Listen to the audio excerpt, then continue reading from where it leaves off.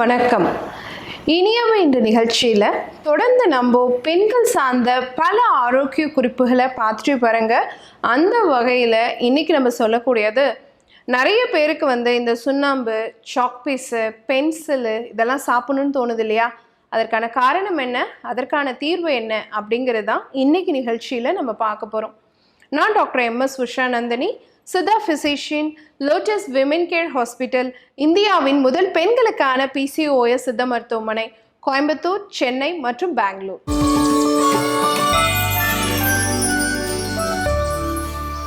பெண்களுக்கு நிறைய பேத்துக்கு இந்த சுண்ணாம்பு, சாக் பீஸ், பென்சிலு, மண் இந்த மாதிரி சாப்பிட்ற பழக்கம் இருக்கு இல்லைங்களா? இந்த பழக்கத்துக்கு பேர் என்ன சொல்கிறோன்னா பிக்கா அப்படின்னு சொல்கிறோம். PICA, பிக்கா அப்படின்னு சொல்கிறோம்.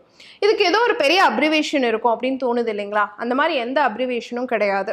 இது ஒரு லாட்டின் வேர்டு, யுரேஷியன் மேக்பி அப்படின்னு சொல்லக்கூடிய ஒரு பறவையினுடைய பேர். எதுக்கு அந்த பேரை வச்சாங்க அப்படின்னு கேட்டிங்கன்னா, அந்த பறவைக்கு ஒரு பெக்யூலியரான கேரக்டர் இருக்குது. என்ன பண்ணுன்னா, உணவு அல்லாத மற்ற பொருட்களை சேகரித்து சாப்பிடக்கூடிய தன்மை உடையதாக அந்த பறவை இருக்கு. அப்போ நமக்கு உணவு அல்லாத ஒரு பொருளை சாப்பிடணும்னு தோணுது அப்படின்னா நமக்கு அந்த கேரக்டர் இருக்கிறதுனால பிக்கா அப்படின்னு சொல்றோம். அப்போ உணவு அல்லாத பொருட்களை சாப்பிடக்கூடிய ஆர்வம், என்னென்ன பொருட்கள் எல்லாம் நம்ம சாப்பிட்றோம் அப்படின்னு பார்த்தீங்கன்னா, நிறைய பேர் அரிசி சாப்பிட்டுட்டே இருப்பாங்க. அது உணவு அல்லாத பொருள்னு சொல்ல முடியாது. ஆனால் சரியாக சாப்பிட்றதுக்கான தரத்தில் உருவாக்காமத்துக்கு முன்னாடியே நம்ம சாப்பிட்றோம் இல்லையா? அதில் நம்ம அமிலோஃபேஜியா அப்படின்னு சொல்கிறோம். அதுவே மண், செங்கல், சிமெண்ட்டு, பெயிண்ட்டு, சுண்ணாம்பு இதெல்லாம் சாப்பிட்ற பழக்கமும் நிறைய பேத்துக்கு இருக்கு. இதை ஜியோஃபேஜியா அப்படின்னு சொல்கிறோம். நிறைய பேர் பார்த்தீங்கன்னா ஐஸ் கட்டியை எடுத்து சாப்பிடுவாங்க. இதை ஃபேகோஃபேஜியா அப்படின்னு சொல்கிறோம். இந்த மாதிரி உணவு அல்லாத பொருட்களை சாப்பிட்றதுக்கு ஏன் தோணுது? உங்கள் உடலில் இருக்கக்கூடிய ஊட்டச்சத்து குறைபாடு, என்ன ஊட்டச்சத்தாக இருக்கலாம்? குறிப்பாக இரும்பு சத்து குறைபாடு இருந்தாலோ, கால்சியம் சத்து குறைபாடு இருந்தாலோ, ஜிங்க் சத்து குறைபாடு இருந்தாலோ நமக்கு இந்த மாதிரி சாப்பிடணுங்கிற ஆர்வம் உருவாகும். நீங்கள் என்னதான் தடுத்து வச்சாலும் திருட்டுத்தனமாவது சாப்பிடணும்னு தோணிடும். அதே மாதிரி கர்ப்பிணி பெண்களுக்கு சாதாரணமாகவே ஊட்டச்சத்து குறைபாடு அப்படிங்கிறது உருவாகுங்கிறதுனால அவங்களுக்கும் இந்த எண்ணம் வரத்துக்கு வாய்ப்பு இருக்குது. அவங்களுக்கு குறிப்பாக சாம்பல் மாதிரி விஷயங்கள் சாப்பிடணும்னு தோணும். இதுவே உங்களுக்கு மனம் சார்ந்த பிரச்சனை இருக்குது அப்படிங்கிற பட்சத்தில், ஆன்சைட்டி டிசார்டர் இருக்குது, சிசோஃப்ரீனியா இருக்குது, அந்த மாதிரி இருக்கும் பொழுது இந்த மாதிரி எண்ணங்கள் வரத்துக்கு வாய்ப்பு இருக்குது. நம்ம ஏன் இந்த இடத்துல பேசுகிறோம் அப்படின்னா, நிறைய பெண்களுக்கு அதிக உதிரப்போக்கு இருக்கக்கூடிய பெண்களுக்கு கருப்பை சார்ந்த விஷயங்கள், அடினோமயோசிஸ்னாலேயோ, பல்கி யூட்ரஸ்னாலேயோ, ஃபைப்ராய்ட்னாலேயோ, இல்லை PCOSலேயே நமக்கு இந்த மாதிரி அதிக உதிரப்போக்கு வரத்துக்கும் வாய்ப்பு இருக்குது. அந்த மாதிரி இருக்கக்கூடிய பெண்களுக்கு இந்த மாதிரியான ஆர்வம் உருவாகுது நிறைய பேத்துக்கு. அப்படிங்கும் பொழுது இது எல்லாமே நம்ம சந்திக்கக்கூடிய பிரச்சனையாக இருந்தாலும், அந்த இரத்தப்போக்கு அப்படிங்கிறதுனால நம்ம உடலில் இருக்கக்கூடிய சத்து கெடுறதுனால, குறையிறதுனால தான் இந்த மாதிரி பழக்கம் நமக்கு தோணுது.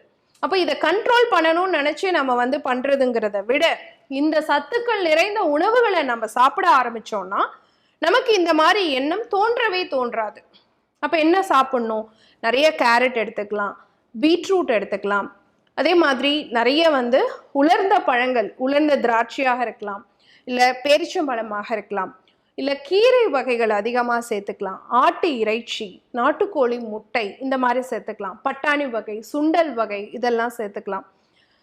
நிறைய பழங்கள் அடிக்கடி சேர்த்துக்கிறது, மாதுளை, பப்பாளி, கொய்யா மாதிரியான இரும்பு சத்து நிறைந்த பழங்கள், ஆரஞ்சு மாதிரியான வைட்டமின் C சத்து நிறைந்த பழங்கள் இதெல்லாம் நம்ம எடுக்க ஆரம்பிக்கணும். சிறுமீன் வகைகளும் எடுக்கலாம். இது எல்லாமே உங்களுக்கு இரும்பு சத்தை அதிகரிக்கக்கூடியதாக இருக்கும். நிறைய தானிய வகைகள், குறிப்பாக ராகி, திணை இந்த மாதிரி சேர்க்கும் பொழுது பனங்கருப்பட்டி, பனை வெல்லம், அது மாதிரி நல்லெண்ணெய் மாதிரியான விஷயம் இதெல்லாம் சேர்க்கும் பொழுது அன்றாடம் நீங்கள் உணவில் தேவையான ஊட்டச்சத்துக்கள் நிறைந்த உணவுகளை எடுக்கிற மாதிரி இருக்கும். இதை தாண்டி இன்னைக்கு எனக்கு இந்த பிரச்சனை இருக்கு, எனக்கு இந்த மாதிரி சாப்பிடணும்னு தோணிக்கிட்டே இருக்கு அப்படின்னா நான் என்ன செய்யலாம் அப்படின்னு கேட்டிங்கன்னா, ரெகுலராகவே மஞ்சள் கரிசாலையோடைய பொடி ஒரு 1/2 ஸ்பூன் வீதம் எடுத்து காலையில் தேனில் குழைச்சி எம்டி ஸ்டொமக்கில் எடுத்துக்கிட்டே வரணும். ஒரு 48 நாள் போல் எடுத்து பாருங்களேன். கூடவே ஒரு நாள் உணவுல வந்து முருங்கைக்கீரையோடைய பொடியை போட்டு நல்லெண்ணெய் போட்டு பிரட்டி சாப்பிடுங்க. மத்தியான உணவுல சுடு சாதத்துல போட்டு சாப்பிடுங்க. அடுத்த நாள் அதே மாதிரி கருப்பு உளுந்து சேர்த்து கருவேப்பிலை பொடி சேர்த்து அதே மாதிரி சாப்பிட்டு பாருங்க. ஸோ இந்த 2 விஷயத்தையும் மாற்றி மாற்றி சாப்பிட்டுட்டு காலையில் வெறும் வயிற்றில் மஞ்சள் கரிசாலையோடைய பொடி 1/2 ஸ்பூன்லேருந்து 1 ஸ்பூன் தேனில் குழைச்சி எடுத்துகிட்டு வரும்பொழுது நமக்கு இருக்கக்கூடிய கால்சியம், அயன், ஜிங்க் இந்த மாதிரியான ஊட்டச்சத்து குறைபாடு சரி பண்ண முடியும். அப்போது உணவு அல்லாத பொருட்கள் மேலே நமக்கு தோன்றக்கூடிய ஆர்வம்னு சொல்லக்கூடிய ஹேபிட் வந்து பிக்கா அப்படின்னு சொல்லக்கூடிய ஹேபிட்லேருந்து நம்மளால முழுமையாக விடுபட முடியும். பயன்படுத்தி பாருங்க. இதே மாதிரி இன்னொரு ஆரோக்கிய குறிப்போட நான் உங்களை சந்திக்கிறேன். இயற்கையோடு இணைவோம், ஆரோக்கியமாக இருப்போம், ஆனந்தமாக வாழ்வோம். நன்றி, வணக்கம்.